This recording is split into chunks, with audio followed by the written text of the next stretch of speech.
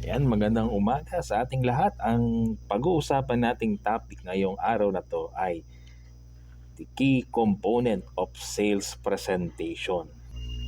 Ano nga ba ang sales presentation? A sales presentation is a structured communication process used by sales professionals to pitch their products or services to potential customer. Ang isang sales presentation sa pagbebenta o bentahan ay isang balangkas na proseso ng komunikasyon na ginagamit ng mga tindera, tindero o mga profesional sa pagbebenta upang ipabatid ang kanilang mga produkto o serbisyo sa mga potensyal na customer. Its primary goal is to persuade the audience to purchase what the salesperson is offering. Ang pangunahing layunin ng sales presentation ay mahikayat ang mga audience o mamimili or customer at kliyente na bumili ng inaalok na produkto ng mga nagbebenta o nag-aalok ng anilang produkto o serbisyo. Sales presentation take various forms including face-to-face meetings, virtual presentation, webinars, or even multimedia demonstration.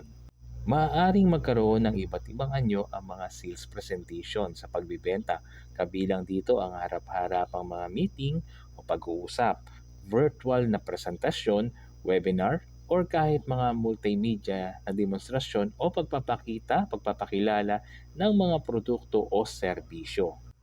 At narito ang key component of sales presentation kasama ang introduction, agenda, needs identification, product or service demonstration, addressing objection, call to action, and closing sales transaction. Ayan. Karaniwang kasama ang pangunahing bahagi ng sales presentation ay ang mga sumusunod: pagpapakilala, mga balak o layunin, pangangailangan sa pagkakakilanlan, pagpapakita ng produkto o serbisyo, pagtugon sa mga pagtutol, panawagan o tawag upang kumilos, at pagsasara ng transaksyon. Unahin natin, introduction. The salesperson introduce themselves, product offerings, and their company, establishing rapport with the audience. Sa pagpapakilala, ang nagbebenta, tindera o tindero man, ay ipinapakilala ang kanilang sarili, ang produktong kanilang inaalok at ang kanilang kumpanya. Nagpapatatag ito ng ugnayan sa audience o mga mamimili. Introductions serve as the gateway to the presentation, aiming to capture the audience attention and establish positive connection. Ang pagpapakilala ay nagsisilbi o tumutugon bilang pintuan o daanan sa presentasyon, layuning kuhanin ang pansin ng audience o mga potensyal na kliyente o customer at magtatag ng tunay, totoo at walang pag-aalinlangan na koneksyon. Sales professionals often use engaging opening statement, anecdotes, or relevant industry insight to grab the audience interest from the outset.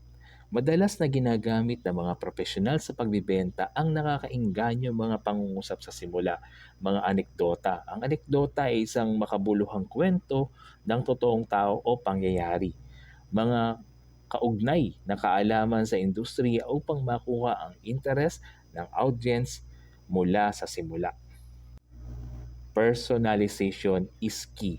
Addressing the audience by name or referencing shared experience can foster rapport and make the presentation to feel more tailored to their needs. Mahalaga ang personalisasyon, ang pagtugon sa audience, client, or customer sa pamamagitan ng kanilang pangalan o pagtukoy sa pinagsamang karanasan ay makakapagpalakas at makakapagpatatag ng ugnayan at gagawing mas angkop sa kanila mga pangangailangan ang sales presentation. Number 2, agenda. Outlining what will be covered during the presentation helps set expectation and keeps the audience engaged. Ang layunin ay ang pagbabalangkas ng sasaklaw at sakop sa panahon ng presentation ay tumutulong sa pagtatakda ng mga inaasahan at nagpapanatili ng interes ng audience. A well-defined agenda outlines the structure and purpose of the presentation, providing clarity and direction for both the presenter and the audience. Ang isang tukoy at malinaw, mahusay na layunin ay naglalarawan ng maayos at matibay na balangkas para sa layunin ng presentation. Nagbibigay ng linaw at direksyon sa parehong nagpapahatid ng mensahe at mga nakikinig na kliyente o customer. The agenda should be concise yet comprehensive, highlighting the key topics, objectives, and activities planned for the session. Ang agenda ay dapat na maikli ngunit komprehensibo, nagbibigay diin sa mga pangunahing paksa, layunin at mga aktibidad na nakatakda para sa session. Including time estimate for each agenda items helps manage expectation and ensure that the presentation stays on track. Ang pagpapakita ng mga pagtansya o paglalagay ng oras para sa bawat isa sa layunin ay nakakatulong sa pamamahala ng mga inaasahan at nagtitiyak na manatili sa tamang direksyon ang mga presentation. And number 3, need identification. Understanding the customer needs and pain points is crucial. Ang pagkilala sa mga pangangailangan, ang pag-unawa sa mga pangangailangan at mga punto ng pagturusa at pasakit ng customer ay napakahalaga.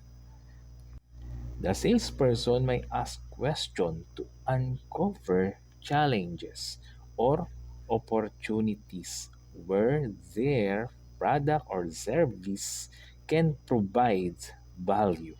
Maaari magtanong ang mga nagbebenta upang alamin ang mga hamon o pagkakataon kung saan maaaring magbigay ng halaga ang kanilang produkto o serbisyo. Effective needs identification involves actively listening to the audience, asking insightful questions, and empathizing with their challenges and aspirations.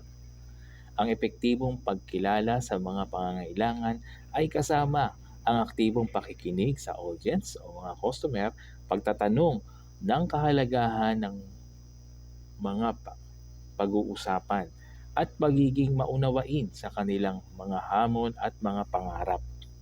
Sales professionals seek to uncover not only the explicit needs expressed by the audience but also latent needs or pain point that may not be immediately apparent. Hinaharap ng mga professional sa pagbibenta hindi lamang ang madaliang pangangailangan na inahatid o nilalahad ng audience kundi pati na rin ang mga hindi gaanong malinaw na mga pangangailangan o mga punto ng sakit o alalahanin ng customer. Empathy and genuine curiosity are essential qualities that help build trust and foster a collaborative dialogue between the salesperson and the audience. Ang pakikiramay, pakikisama at ang tunay na pagkawili ay mahalagang katangian na tumutulong sa pagtatatag ng tiwala at pagpapalakas ng pagtutulungan, talakayan o usapan sa pagitan ng nagbebenta at ng mamimili. Number 4, product or service demonstration. This is the core of the presentation where the salesperson showcase the features, benefits, and unique selling point of their offerings. Ang demonstration ng produkto o serbisyo ay pinakasentro ng presentasyon, kung saan ipinapakita ng nagbebenta ang mga katangian, benepisyo at mga natatanging puntos ng kanilang mga inaalok. Demonstration can include product sample, visual aids, case studies, or testimonial to support the sales pitch.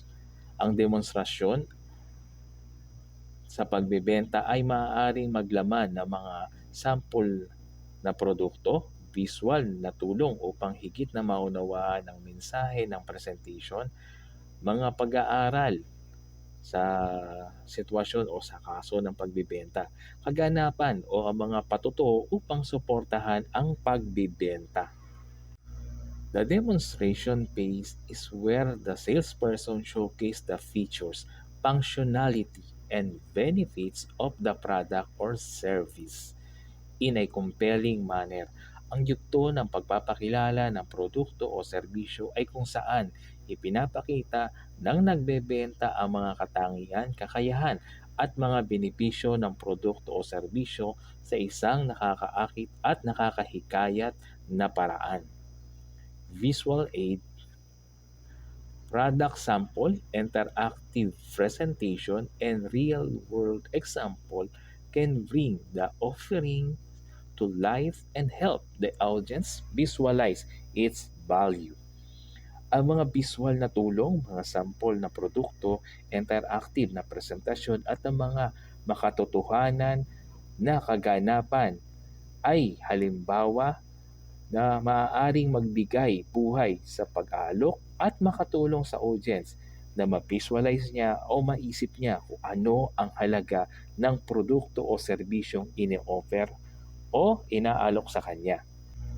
The demonstrations should focus on highlighting key features that directly address the audience identified needs and deliver tangible benefits or solutions. Ang pagpapakilala ng serbisyo o produkto ay dapat na nakatuon sa pagbanggit ng mga pangunahing katangian na direkta sumasaklaw sa mga natutukoy na pangangailangan ng audience or customer at nagbibigay ng makabuluhang mga benepisyo o solusyon.